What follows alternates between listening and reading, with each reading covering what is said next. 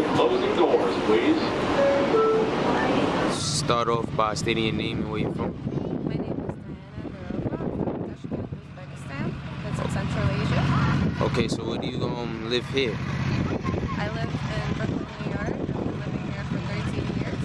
Okay, so you could just start off by telling a little bit maybe about how it is adjusting from maybe your hometown to here. It was tough. It was definitely tough. I came here as a teenager. Lack of knowing English definitely didn't help. Well, just tell me one thing that you like about New York. The one thing I love about New York is I have weird sleeping patterns. So I get hungry at like 3 in the morning. It's awesome that I can just go downstairs to the nearest bodega and get myself a bag of chips and a soda. What do you dislike? I dislike the crowds, the people. I feel like in other states people are much nicer and more open. Here everybody's just in a rush to get somewhere and you're constantly work to pay off your bills, your debts. You don't have time to enjoy yourself. The time here runs really fast. What do you think it is like to kind of be from Brooklyn, I guess? Like, what's your perception of that? It definitely takes tough skin.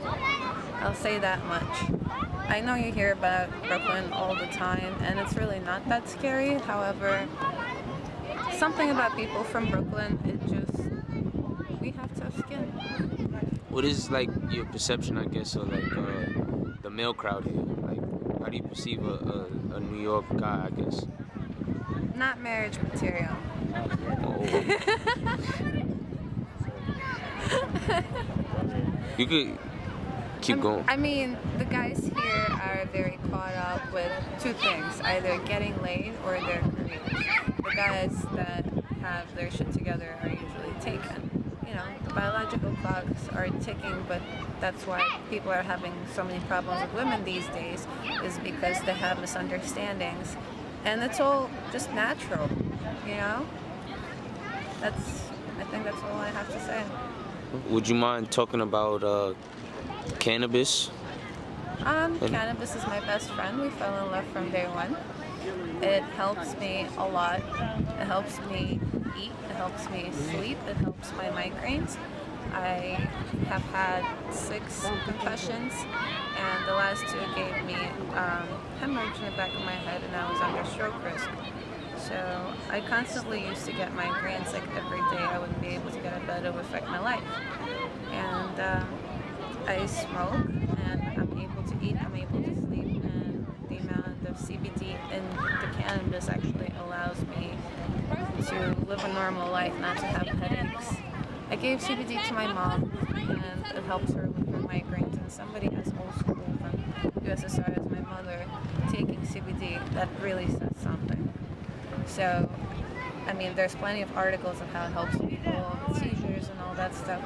I just feel like it's all a political scam, and if hemp started to be produced in other things, a lot of companies would be out of work. So it's a matter of time until it does become legal. It's just if they tax it, they're not losing anything. If you think about it, it'll help a lot more people. Have you got in trouble with it?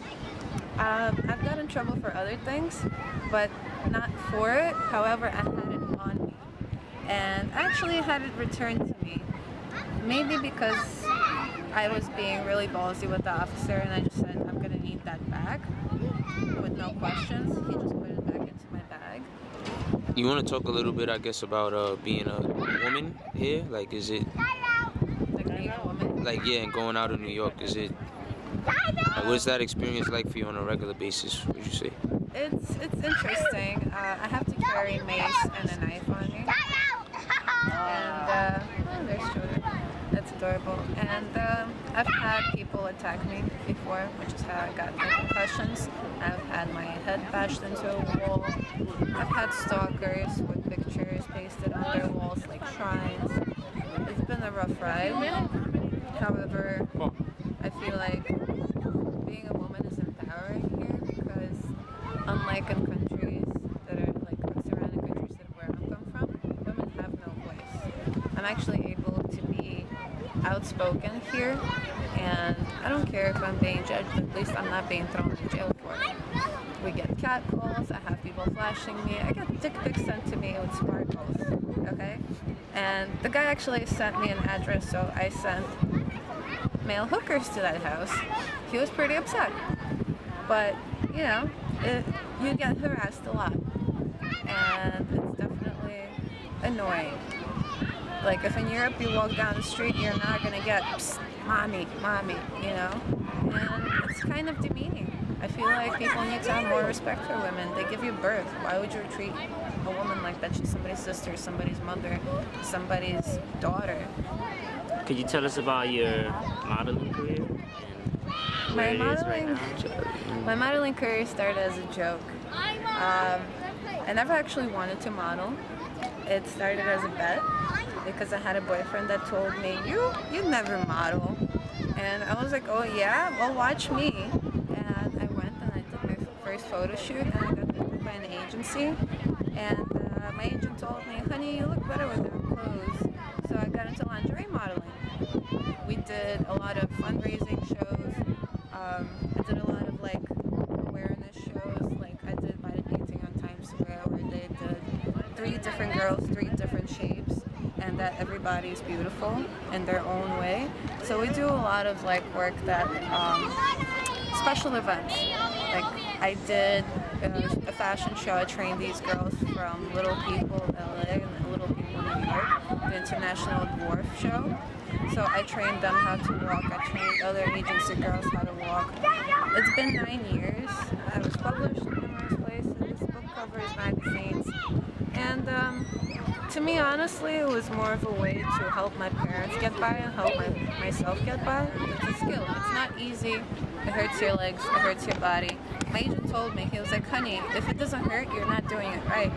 So imagine standing in heels flexed up for 10 to 12 hours without a drink or bite to eat, with people tearing on your hair and destroying your face and pins in your ribs and all kinds of things, you know? So you don't feel like you're human, you feel like a slave. And that's a crappy feeling, and I'm really looking forward to retiring that. It's hard, it's cutthroat, it's very difficult to get through, but if you're nice to people, people will remember your name. And that's the biggest lesson I've learned about the fashion industry in New York City, is that sometimes bringing a photographer a cup of coffee will mean a publication in the biggest magazine 5 years later, because he thought of you and because you were nice. No matter how pretty you are, no matter what status you have, diva attitude just does not fly. And it's all about humility. It's all about being a good person. How's the MTA? Like, you take the train, like, what's it like on an average? I hate it. I hate the MTA. I'm sorry, MTA. I don't care. They raise the prices too high. It's disgusting. I have homeless people flash me. I have people taking pictures of me on a train. I have disgusting sweaty guys try to give me their numbers. There's also nail clipping and toenail clipping. They're also very late. If it's winter time, you can count to add another hour. And it's just unreliable. I feel like MTA is getting too expensive, and I might as well get a car if I'm going to pay that much to be inconvenienced.